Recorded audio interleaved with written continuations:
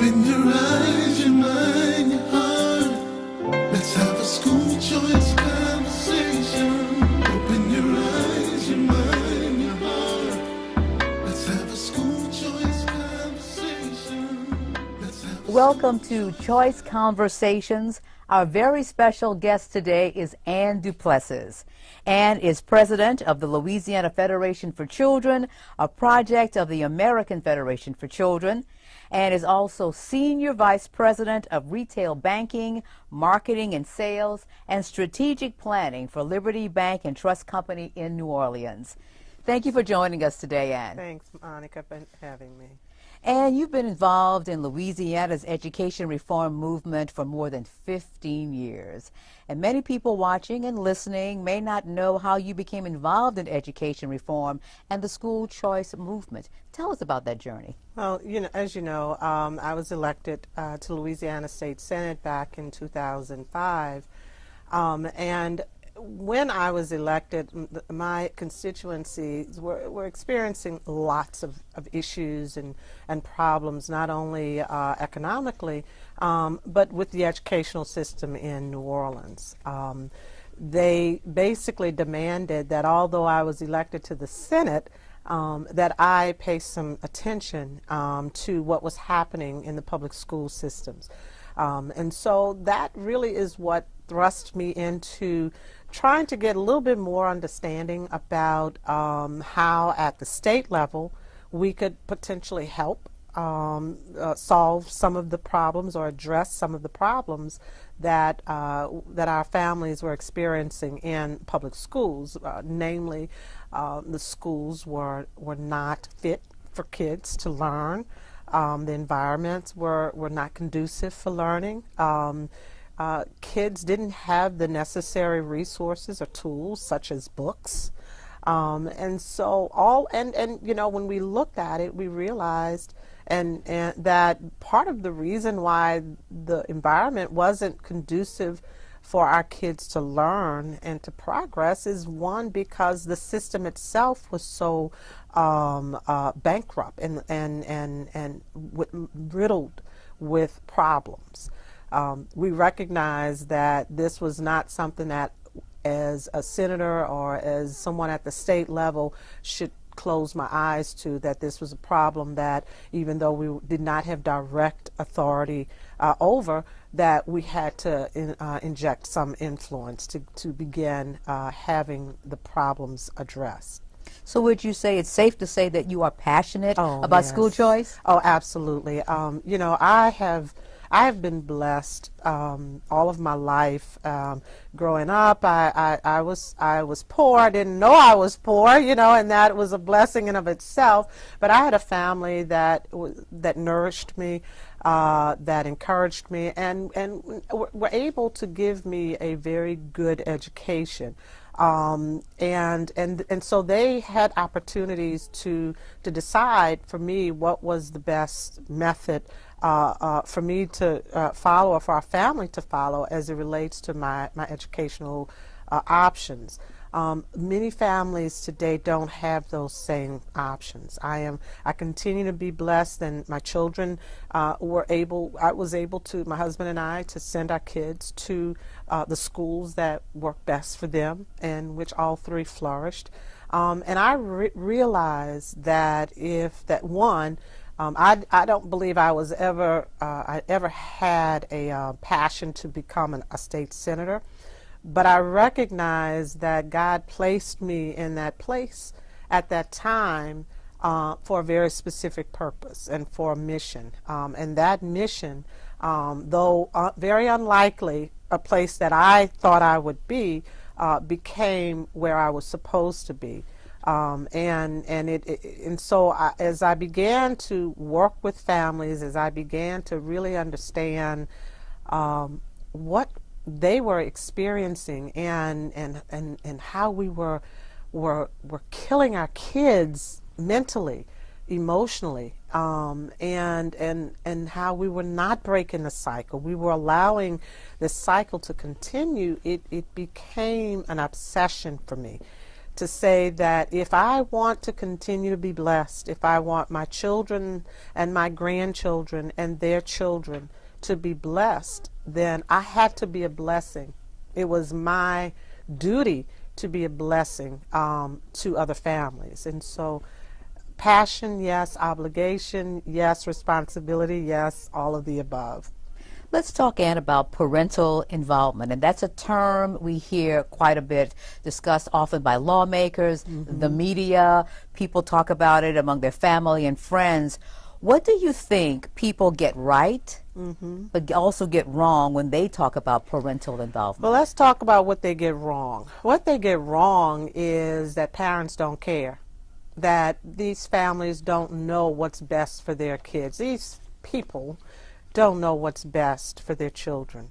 And you know, that always seemed to amaze me, because no matter, for someone to even fathom that, a mother or father, whether they're in that child's life or not, doesn't have a desire for their child to become better than where they are, or be better, or do better.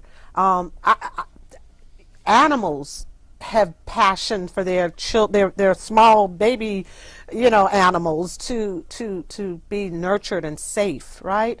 And so for us to believe that any human being, even under the influence, doesn't want the best for their child. Now, you know, and so what we get wrong also is that we have to realize that sometimes those families too need help in understanding, because in many cases we have children who are raising children.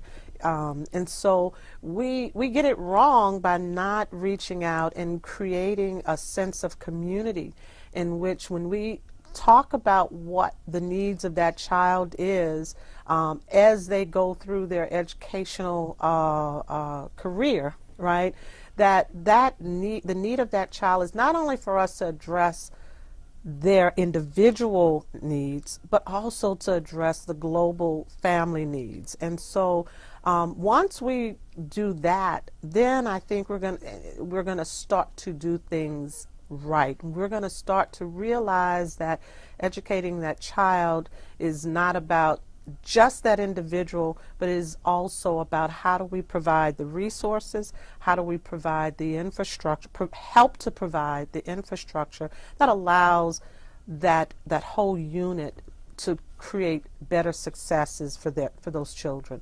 As you think about what we're getting right, talk a bit about how the Louisiana Federation for Children's team is working directly with parents to help get it right and connect them with school choice opportunities. And you see, I perk up when you talk about our team, Louisiana Federation for Children's team here in Louisiana. We have a phenomenal group of people. Christians first. You gotta believe in something first of all. You have to feel it, right, in order to be impactful and effective, and for people to trust you. People can see it in your eyes. People can see it in your mannerisms. And so our team here in Louisiana are a group of folk who are in the community, who are part of the community. They don't live somewhere else and then come here to spend a few hours, you know, playing reform. They are reform. They are doing it every single day. They are impacting lives, and it's not 9 to 5. It is whenever, you know, whenever the need is for a family for them to cry with them, for them to help them, for them to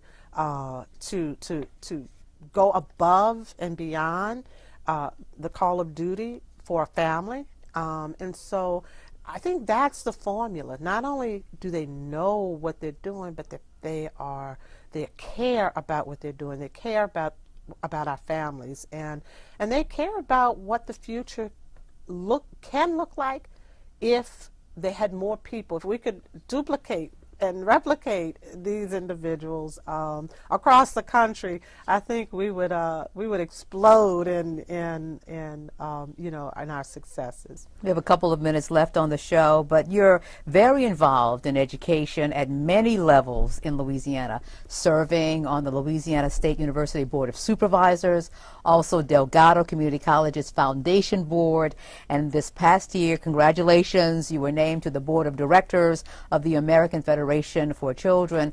So how do you view this new national role? Well, I'm very excited and very honored that I was asked to continue the work at a national level. When I left the Senate, I knew that I was going to stay active and stay involved, and I asked God, help me to determine where should I be to be able to keep a focus and a vision here alive.